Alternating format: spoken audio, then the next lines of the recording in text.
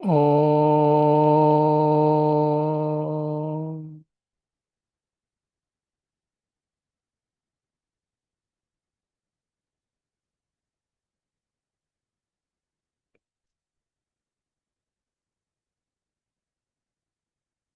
Bhagavad Gita, chapter 8. We'll chant from verse number 21 to 28.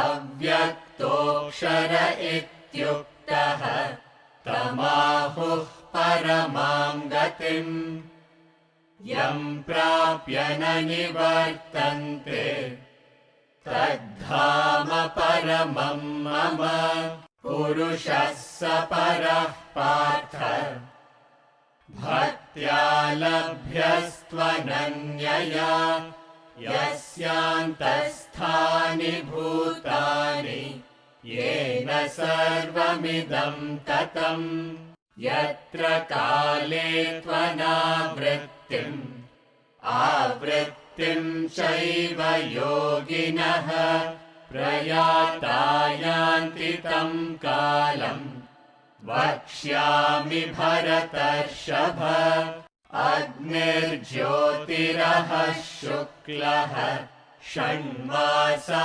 उत्तरायणम् तत्र प्रयाता गच्छन्ति ब्रह्म ब्रह्मविदो जनाः धूमो रात्रिस्तथा कृष्णः षण्मासा दक्षिणायनम् तत्र चान्द्रमसं ज्योतिः योगी प्राप्य निवर्तते शुक्लकृष्णे गतिह्येते जगतः शाश्वते मते एकया यात्यनावृत्तिम् अन्यया वर्तते पुनः नैते श्रुति पार्थ जानन् योगी मुह्यति कश्चन तस्मात् सर्वेषु कालेषु योगयुक्तो भवार्जुन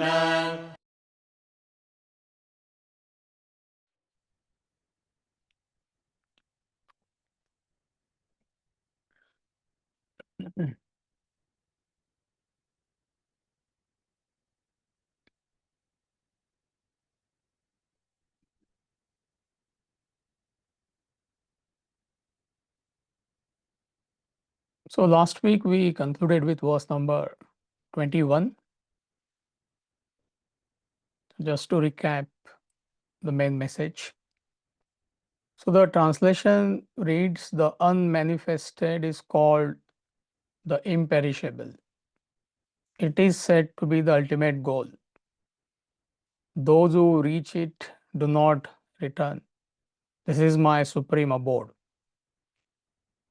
So supreme reality, Brahman, you can use the word God, is described as avyakta, unmanifest. Vyakta, manifest, avyakta, unmanifest. It is imperishable. Akshara. Kshara, perishable. Akshara, imperishable. And it is the highest goal for any human being. Paramam gatim. And those who reach that goal, those who attain the state of self-realization, that state is permanent. They don't regress. There is no falling back into the cycle of birth and death. And also, while that experience lasts, as long as self-realized person is alive, he is completely free from any mental agitation. Birth, death, meaning different experiences. So he maintains that permanent awareness of the supreme reality. And once there is a death of physical body, there is no regress. He will not regress. He will not fall back into the limitations of birth and death, that cycle. And also this concept is true from our level. If you are established in the spiritual path, if you have really grown, then you will not regress with your own efforts. Understood? So if you are established, let's say 40%, truly established, then it will not happen that you will fall back to 20 or 25. So you will carry that throughout your life, and which is true for any growth. A cultured person cannot become uncultured. A refined person cannot become unrefined. So if you are proficient in any language, I mean, you will not speak incorrect language. You are learning French, and with a lot of hard work, 5 years, 10 years, you start speaking French relatively fluently. So whatever is your level of fluency, you will maintain that. So similarly, whatever efforts you put within this lifetime, those efforts will not go to waste. This is what should encourage any genuine seeker, because we don't know the state of self-realization. Of course, there's a galaxy of saints and sages, they have reached that state. But we must try to understand this concept from our level, so that assurance is given to us. Those who reach that state do not return. So it is applicable from absolute level, and also it is applicable from relative level. So these were some of the points we studied in verse number 21. So I just recapped.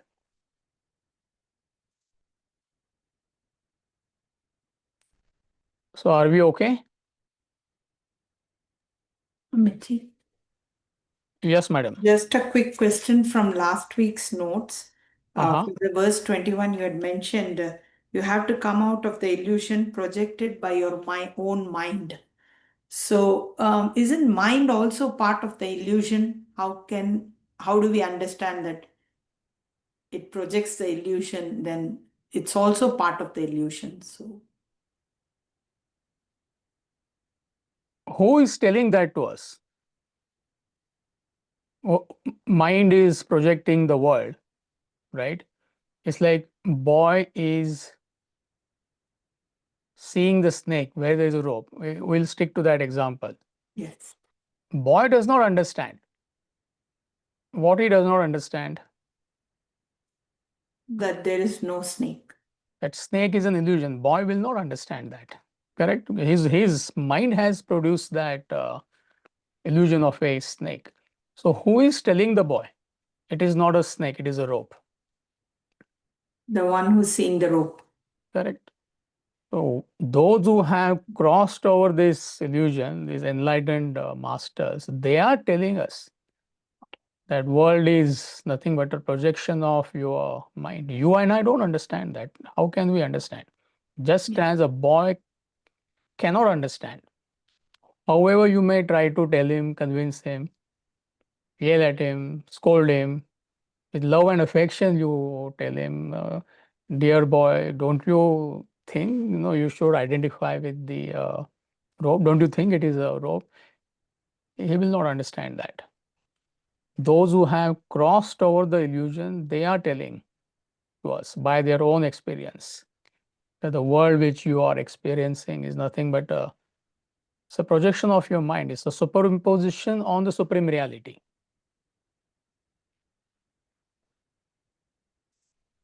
Are you okay? Yes, sir.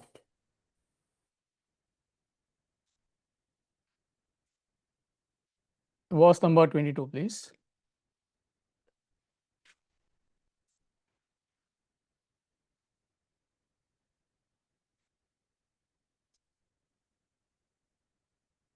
पुरुषः स परः पार्थ भक्त्या लभ्यस्त्वनन्यया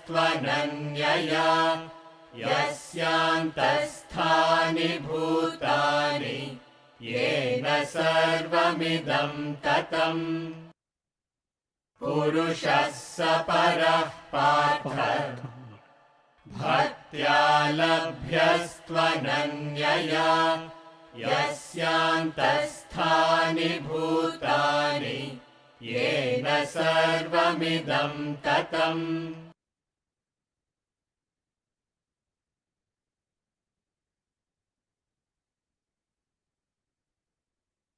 Translation: O Partha or Arjuna, that supreme being in whom all beings dwell, by whom all this is pervaded, is indeed attainable by unswerving devotion.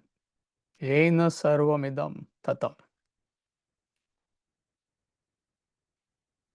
See, again, if you stick to the rope and a snake example, concept becomes very clear. Rope is mistaken for a snake. See, that was Radha's question. That was part of the explanation.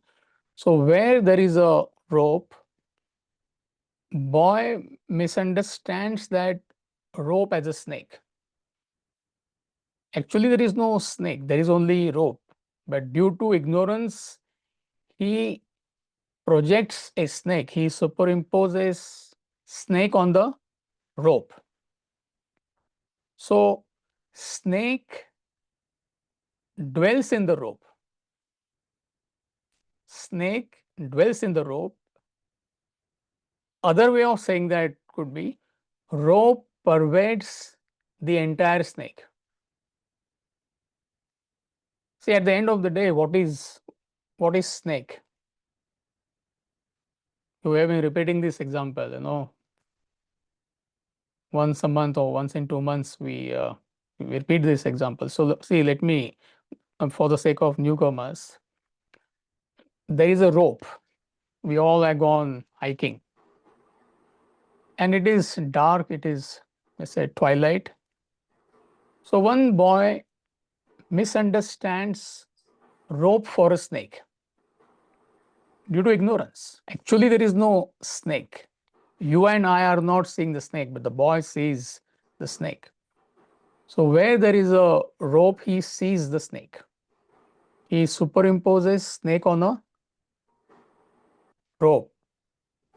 So what the verse is telling us,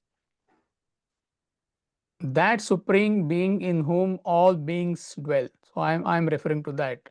How can we understand that with the example of rope and snake? So can you not say snake dwells in the rope? Are you with me? It's a simple concept. Also, you can say rope pervades the entire snake. Any part of snake you point out, actually what is that? What about the fang? Is nothing but a rope. What about the eyes? Is nothing but the rope. What about the scales? Is nothing but the rope. So similarly, where there is Brahman, where there is supreme reality, you and I have superimposed a pluralistic world of objects and beings, this universe, on the supreme reality. In layman's language, where there is God, where there is divinity, you and I are experiencing a pluralistic world of objects and beings. So, world dwells in Brahman. The pluralistic world dwells in supreme reality. Supreme reality pervades the entire world. Are you following the thought flow? See, if you understand rope and snake example, this doesn't need any explanation. So where there is Brahman, where there is God, where there is supreme reality, you and I have superimposed a solid world made up of objects and beings, a pluralistic world of objects and beings. It is a superimposition. So, therefore, we are saying world dwells in supreme reality, or supreme reality pervades the entire world. So, whatever you are experiencing, good things, bad things, negative things, righteous things, positive emotions, negative emotions, whatever, everything is nothing but expression of supreme reality. So in layman's, like people ask this question, what is God? Where is God? So where is God?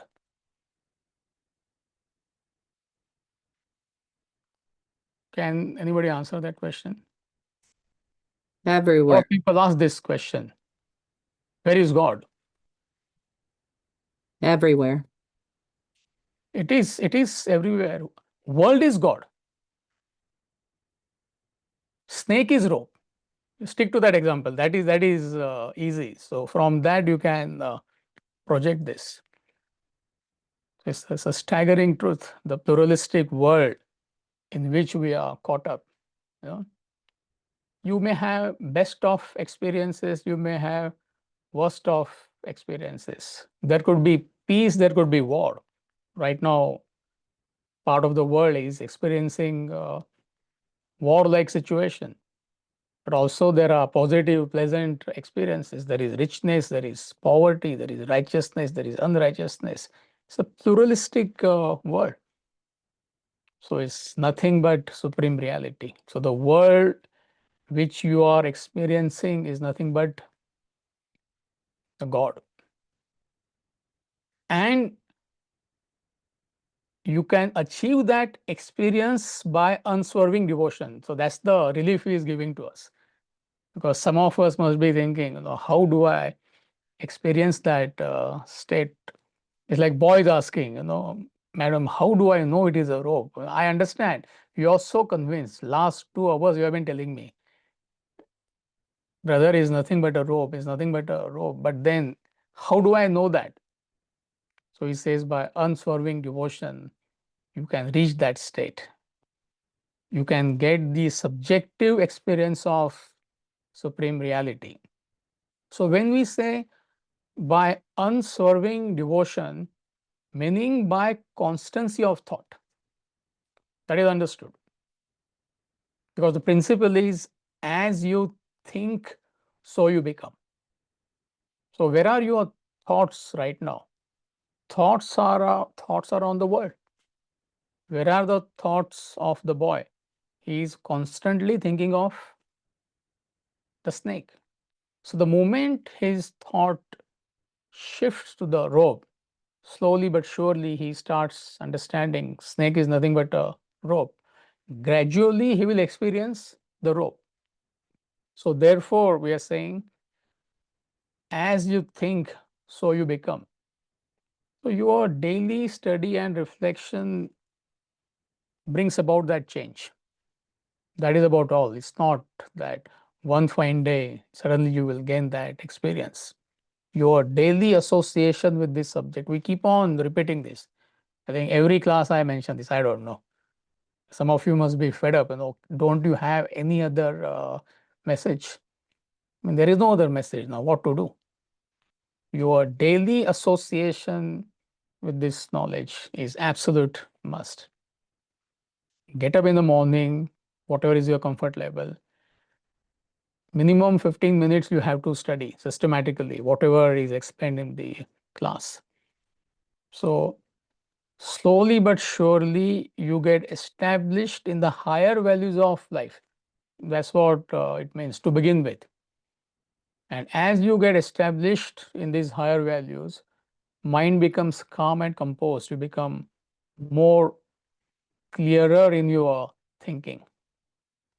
And when your mind is calm, your intellect is clear, you're relatively peaceful, free from agitations, you become more contemplative. You can start thinking on the supreme reality. And eventually you merge with supreme reality through meditation. So that's the sequence. Number one. Number two, how do you know you are going in the right direction? See, because we said, as you think, so you become. So you're putting your efforts to get established in this knowledge. So what is the proof that you are getting established in this knowledge? I mean, anybody would like to know. So the first and important point is you become more dynamic because you become less selfish. That's the logic. The moment you are self-centered, you get tired sooner or later.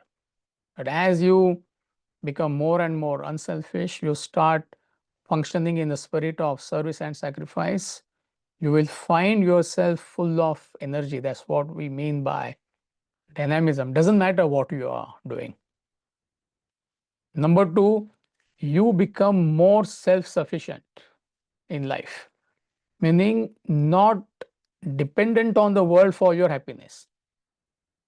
World may throw best or worst of things, but as far as you are concerned, you are happy.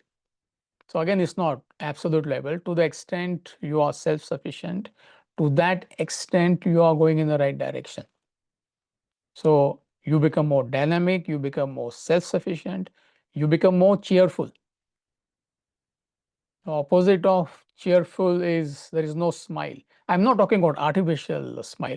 See, genuinely you are cheerful. You start identifying with others, not only human beings, all the beings. And there is clarity to manage your life, your day-to-day life, and also you function in such a way that all your activities, they are towards the goal of self-realization. So if you pass this test, then you know you're going in the right direction. See, let me repeat. When he says how you reach that state is by constancy of thought, by devotion, unswerving devotion, meaning constancy of thought, meaning as you think, so you become. So right now, where are our thoughts? By default, it has to be on the world, some or the other aspect of the world. Why you are constantly focused on the world? Because of lack of knowledge, the knowledge of Vedanta. So therefore, the solution is how do you shift your thoughts is by your daily association with this knowledge. Just be consistent. That is all. And to the extent you are consistent, you are taking these higher values of life, you will find there is a change in your lifestyle. What is that change in your lifestyle? There is a change in your inner personality. What is that? You become more dynamic, you become more self-sufficient, you become more cheerful, your circle of identification increases, and there is clarity to manage your life. Your goal is clear, your worldly goal is clear to you, also your spiritual goal is clear to you. You understand all your worldly activities, they are nothing but means to an end. That's what we mean by clarity. So by constancy of thought. So by whom all this is pervaded is indeed attainable by unswerving devotion. See, it's very easy to just read that statement and oh, okay, pass. By unswerving devotion, what does it mean? Usually nobody will clarify this, okay, by unswerving devotion. Thank you for telling me. But what does it mean? So therefore, I gave this explanation.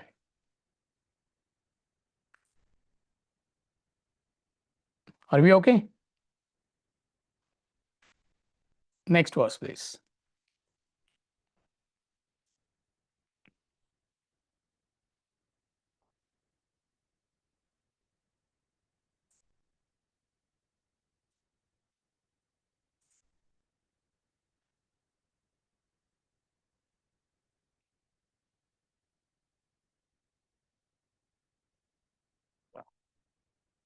यत्र काले त्वनावृत्तिम् आवृत्तिं चैव योगिनः प्रयाता यान्ति तं कालं वक्ष्यामि भरतर्षभ यत्र काले त्वनावृत्तिम् आवृत्तिं चैव योगिनः प्रयाता यान्ति तं कालं वक्ष्यामि भरतर्षभ. Translation: I will tell you indeed, O Bharatarúabha, O Arjuna, the time in which yogis departing never return, and also the time they do return. So I saw symbolic language. I mean, don't get confused. So the fourth topic, paths of return and non-return, it starts from verse number 23. So the last topic, 23 to 28. Now what is telling us that there are three paths. There are three ways of functioning in life, in the spiritual path. So the first is path of return. I'm going to explain what it means. Second path is called as liberation in stages. You attain state of self-realization, but it is in stages. It's not direct. There is a delay. And then there is a direct liberation. It is called as Kaivalya Mukti. Path of return, self-realization in stages, it is called as Krama Mukti. And there is direct liberation. It is called as Kaivalya Mukti. So the next 3 to 4 verses, one by one, he is going to explain that to us. Now, for this, you need to understand the principle of desires. See, it is not action produces desires. A lot of people, they believe just because you are engaged in a particular action, people say, I'm engaged in the world. I have family, I have profession, I have this, I have that. So how can I not develop desires? So it is not action which produces desires. If your action is backed by a desire, then only it will produce desire. So it is desire-ridden action which produces desires, not action per se. See, I am talking to you right now on Vedanta. So this action should not produce any more desires. Some of you, most of you are acting in your profession. Just because you are acting in your profession, that does not mean it should produce desire for name, fame, earning more money, reputation, etc. There is no such thing. Only if your action is backed by a desire. A desire-ridden action produces further desires. If action is not backed by any desire, it will not produce any desire in the future. This is the principle. Number one, do you have that PowerPoint, Vijay? It becomes easy. I forgot about the PowerPoint. Yeah, there you go. So the action per se does not produce any desire. Only if action is backed by a desire, it will produce desire in the future. So desire-ridden action produces desires. Now, if your action is backed by selfish desire, it will produce selfish desires.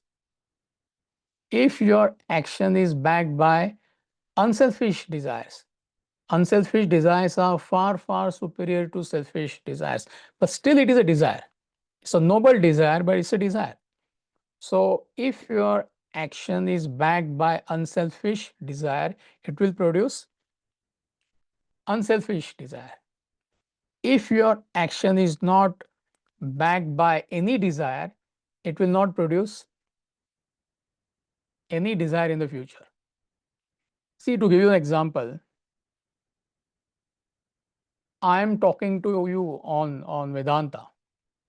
So per se, this action is not noble.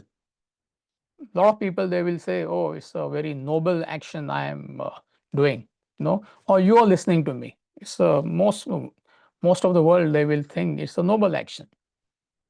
So just because I am talking on Vedanta per se does not make it a noble action. What is my intention? What is my desire? So if I am talking to you, if my intention is selfish, if it is backed by selfish desires, I want something, I want name, fame, reputation, then it will produce selfish desires, though I am talking on Vedanta. Or I could be talking genuinely with the intention of helping all of you. Then how can I not pass on this knowledge? I genuinely want to help all of you or the community. It's unselfish, it's a noble desire, but still it is desire-ridden action. Do you get the difference? So therefore, it will produce more unselfish desires. But if I do just what I ought to do, there is no I, there is no my, there is no ego, there is no prefix, there is no suffix to this action, it will not produce any more desires. All of you are in the family. Just because you are in touch with family, you contact the family, that does not mean it should produce desire. Whatever desires you have for the family, it's not your association with the family. It is, if that action is desire-ridden, then it will produce desires, and all your actions are desire-ridden. You stick to the example of your own profession or a family. So just because you're in business, just because you are in a particular field, that per se does not mean it has to produce desires. Just because you have a partner, just because you have children, just because you have grandchildren, that does not mean you have to, it has to produce desires for family and family members. No.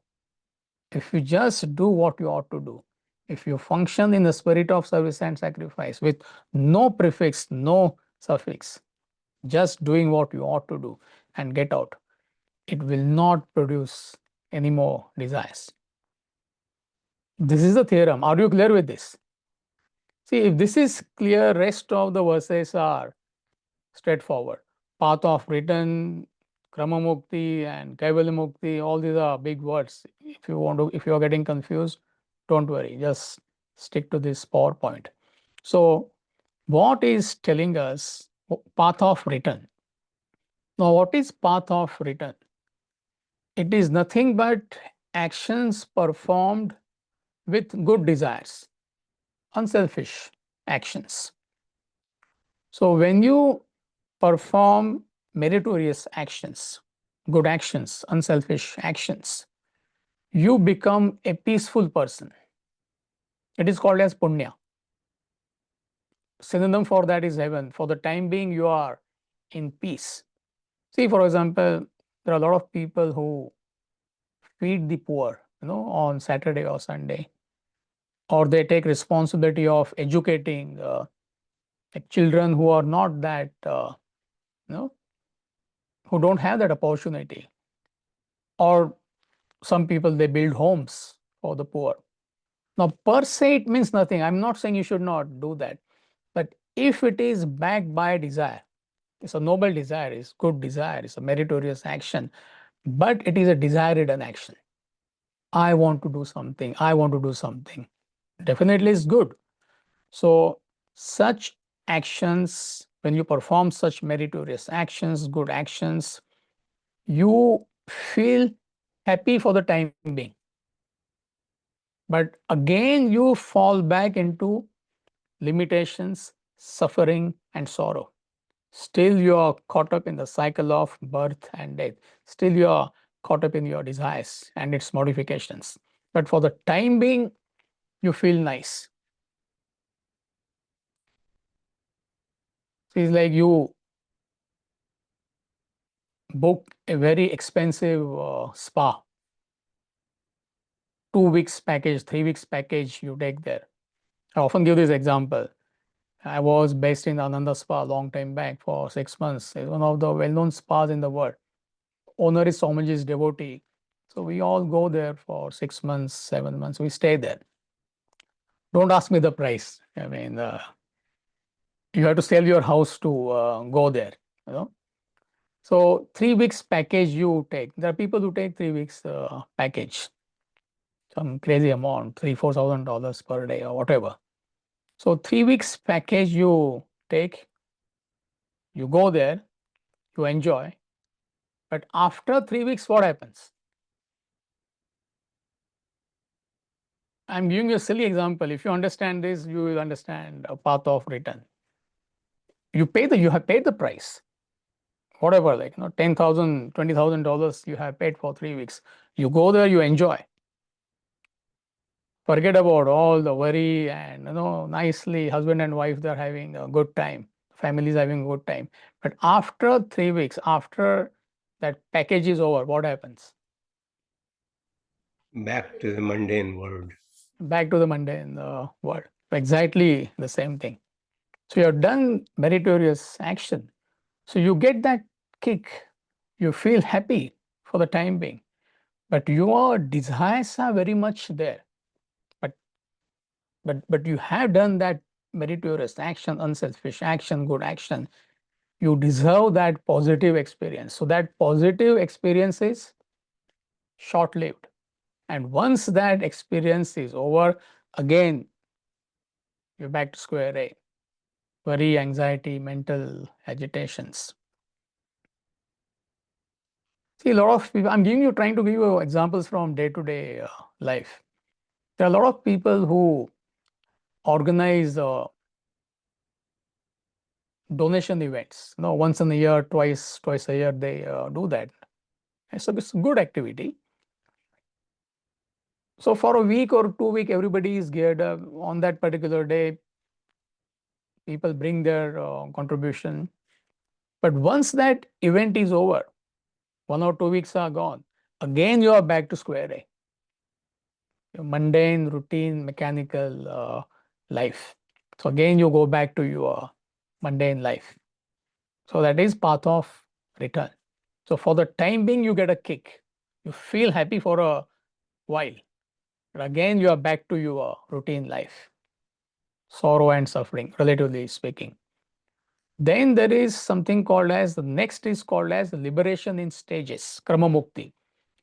You get self-realization in stages, meaning a seeker, he has total fixation on the goal of self-realization.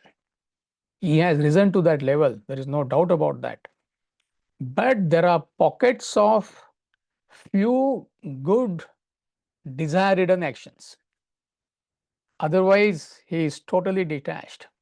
He understands all my activities, they are means to an end. My worldly activities, my spiritual path is nothing but means to an end.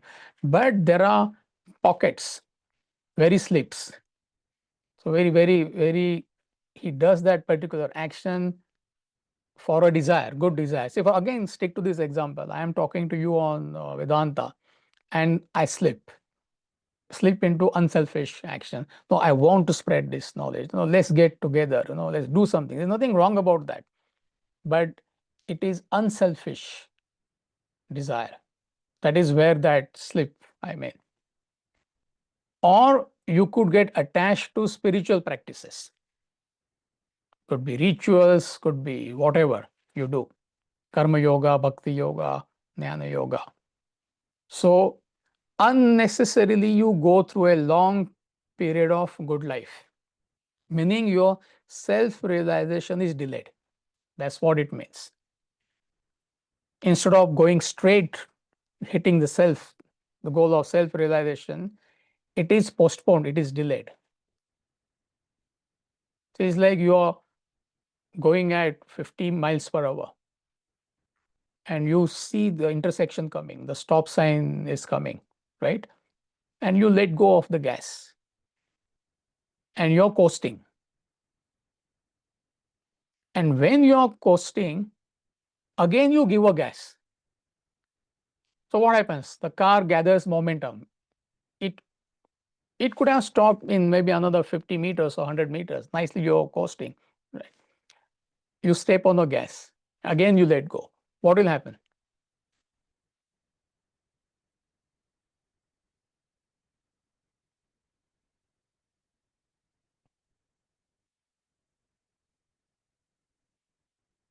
I'm not talking about self-realization. I'm talking about driving a car. Gain momentum. It will gain momentum. Mm-hmm. Anyone? The speed changes. Unnecessary.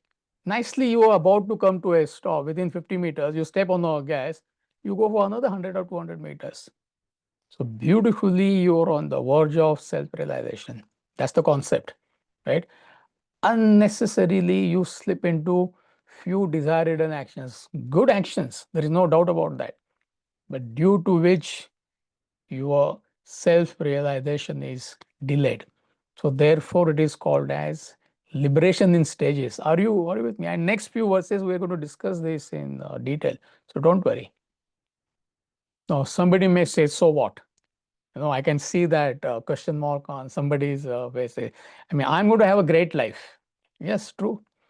But what is that life of ignorance versus life of infinite peace, infinite bliss? A dreamer who is focused on the waking state, right?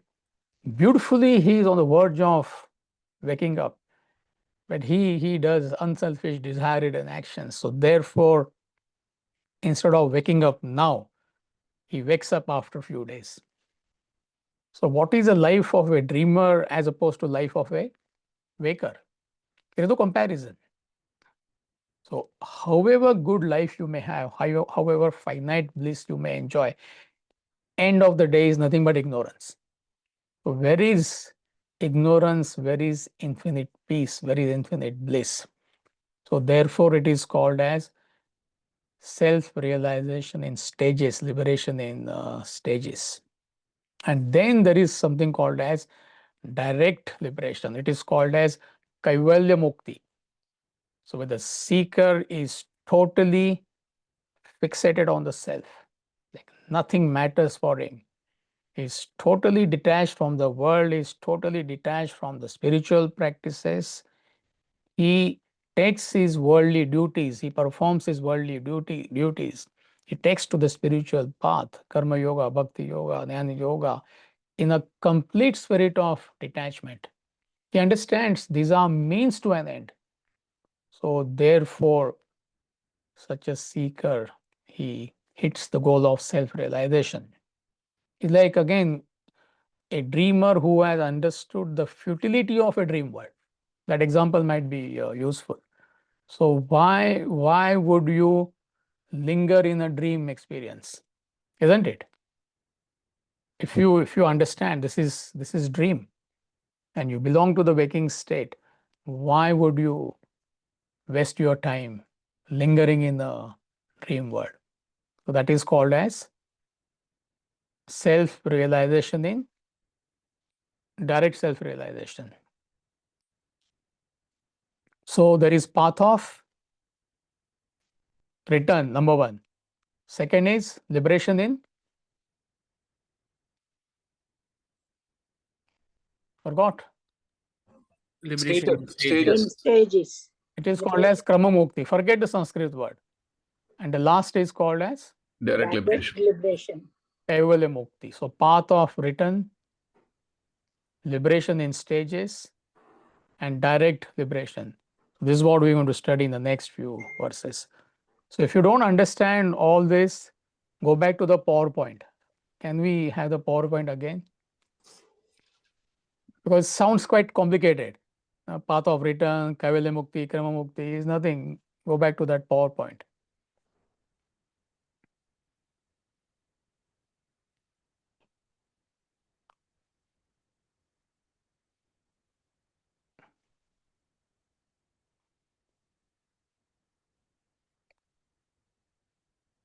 So where is direct liberation in this? Where will it fall? I want new people to answer. Not same people should answer all the time.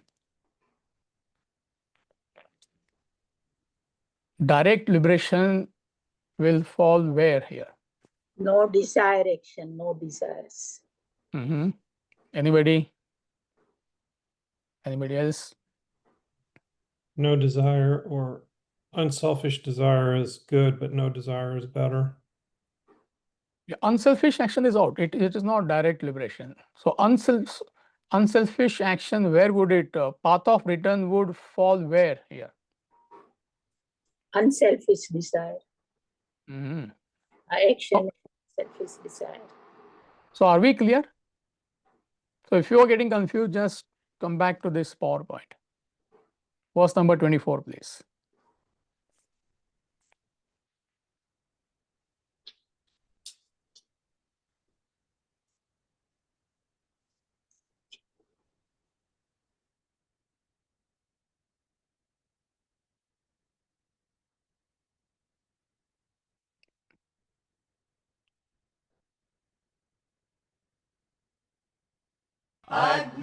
अग्निर्ज्योतिरः शुक्लः षण्मासा उत्तरायणम् तत्र प्रयाता गच्छन्ति ब्रह्मविदो जनाः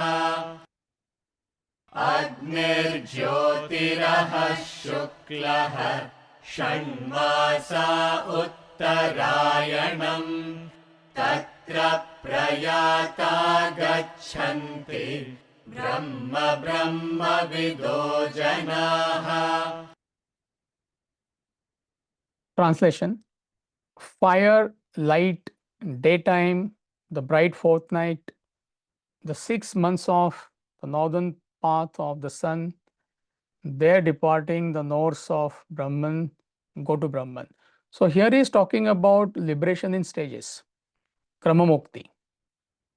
And he's talking about path of light, meaning intensity of awareness of a seeker is compared to fire or a light. It's all symbolic. It is comparison. A seeker, a spiritual seeker, he has understood the hollowness of pursuing this world. It's like a dreamer who has understood the hollowness of the dream world. He knows he belongs to the waking state.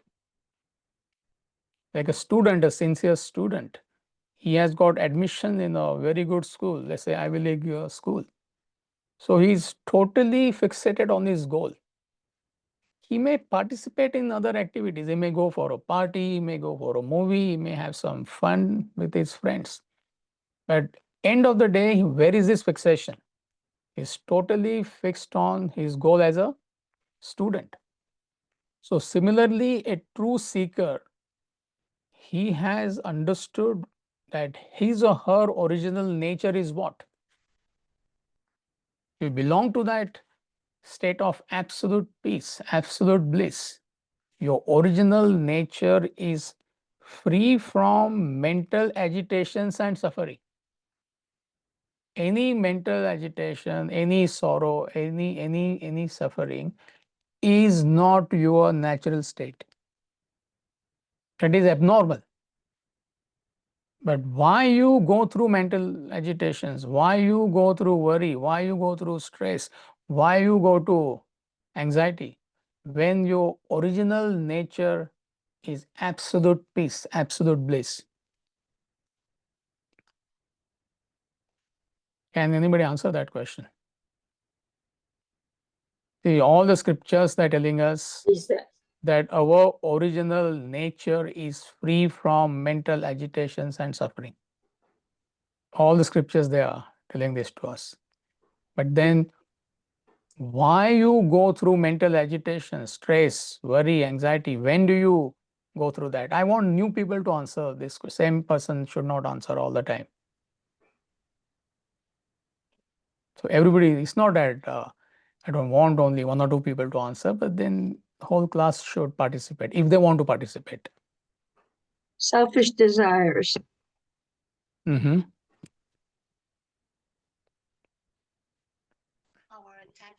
Our attachment to the world. to the beings of the world? I think also our mind is still resolving and clearing up the unresolved pain and suffering that we experience personally and in the world, because we don't know how to wrestle that pain without getting attached to the pain. But I mean, it's correct. All the answers are, but why that pain? Why that?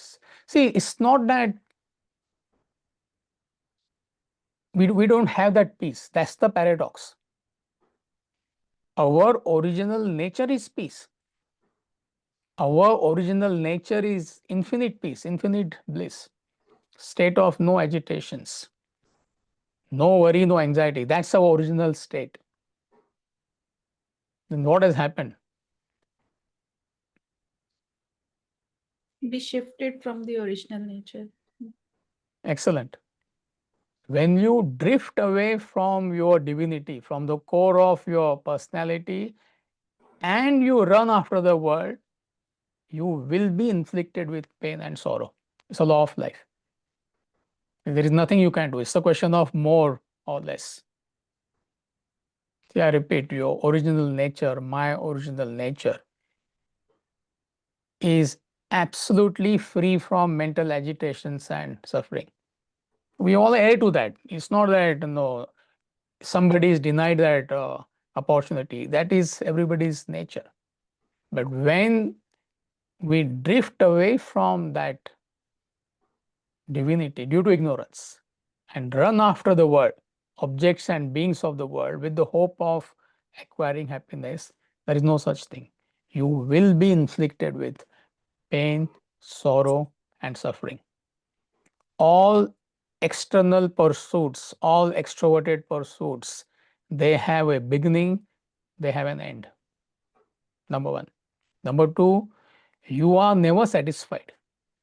Any pursuit, material level, physical level, emotional level, intellectual level, you are never satisfied. You get X, you want X plus 1. You get X plus 1, you want X plus 2. That's the nature of any worldly pursuit. And if you try to indulge in any experience, sooner or later you will lose joy. You have to lose joy. And you will come to a state of emptiness. That's what has happened to good many people. You may try to find happiness in money. At some stage, you'll understand that it is all hollow. Another person may try to find happiness in a relationship. Sooner or later, you will understand that that's not it. You may dabble with power, or you may indulge in the senses. The more you indulge, the less joy you get.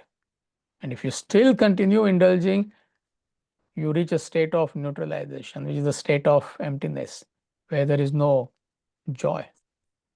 So therefore, to begin with, you have to experience the glory and beauty of introverted life as opposed to extroverted life.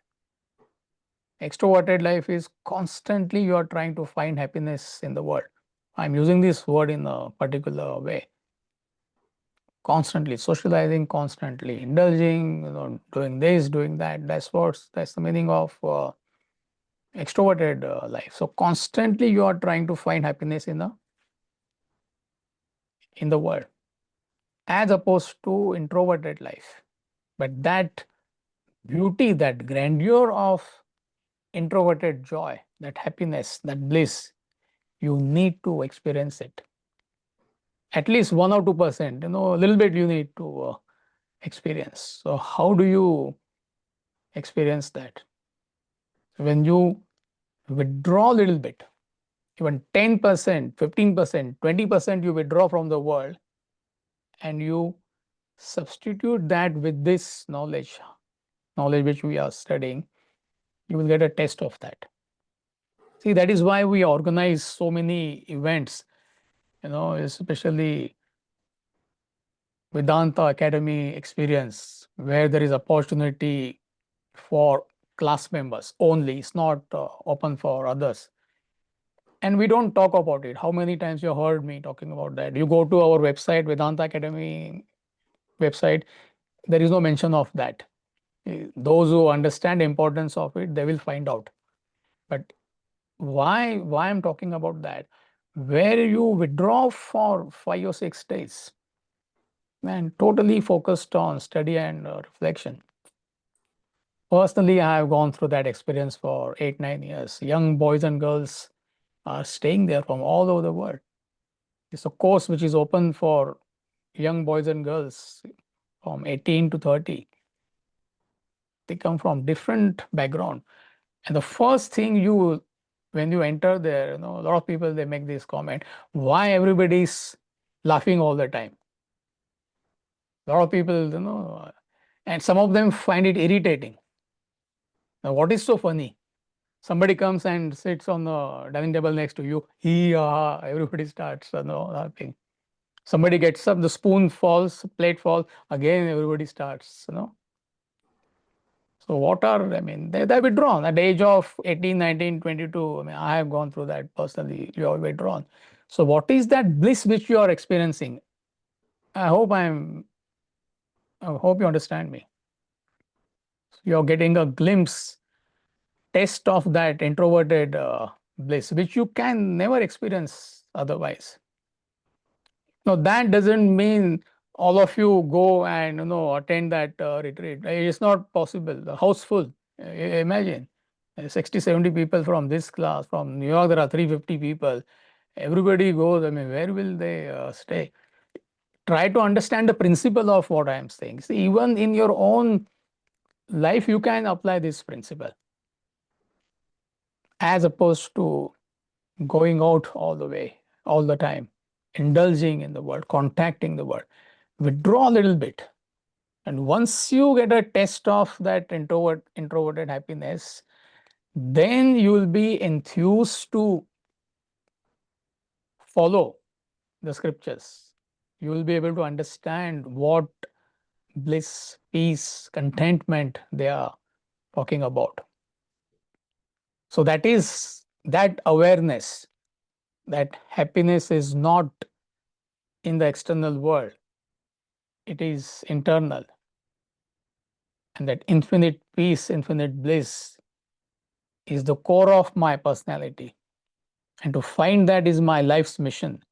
That intensity of awareness is compared to a fire or a light or a sun. So once you understand this, you will have clarity to manage your life. You will perform your worldly duties without getting attached in the spirit of renunciation. You will take to the spiritual path. You will understand spiritual path is nothing but means to an end. So any part of your life, any association with the world, any contact with the world, you understand it is nothing but means to an end. So that awareness, he is comparing it to the sun or a light. It's all poetry, it's all symbolic. So now you read the translation, it makes sense. Fire, light, daytime, as opposed to nighttime. The bright fortnight, the 6 months of the northern path, there departing the north of Brahman, go to Brahman. So he's talking about a high quality seeker, not an ordinary seeker, but he slips certain desire-ridden actions he performs. So therefore, it is called as liberation in stages, self-realization in the stages.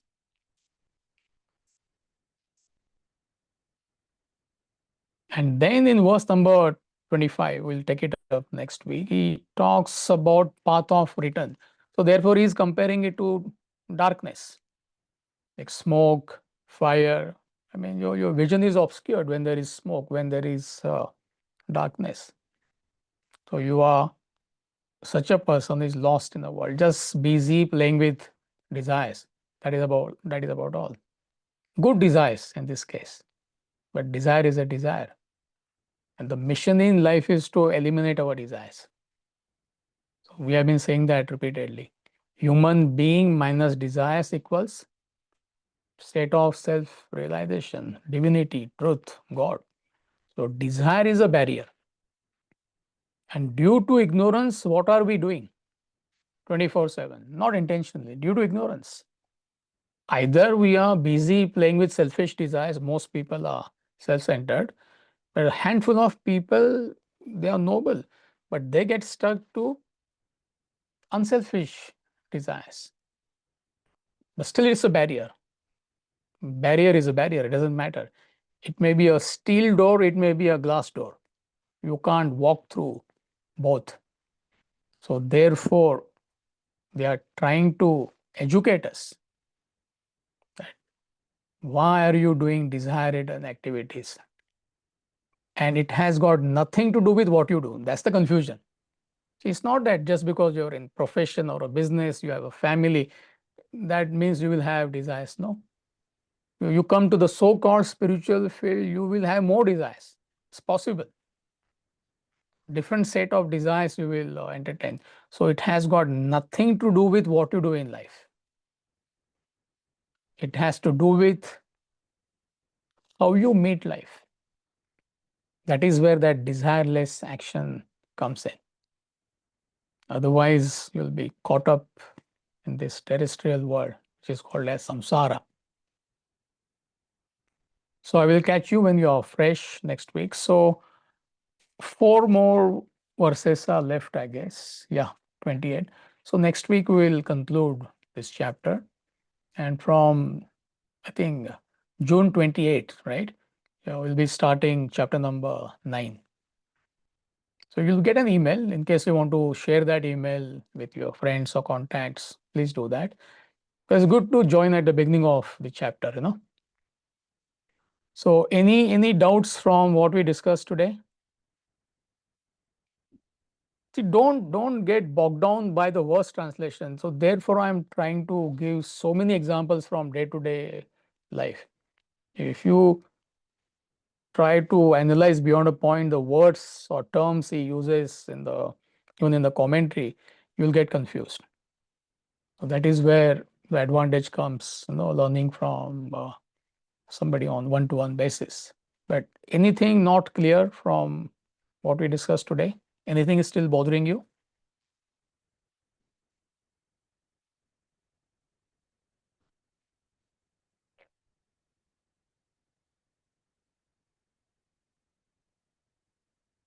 All clear?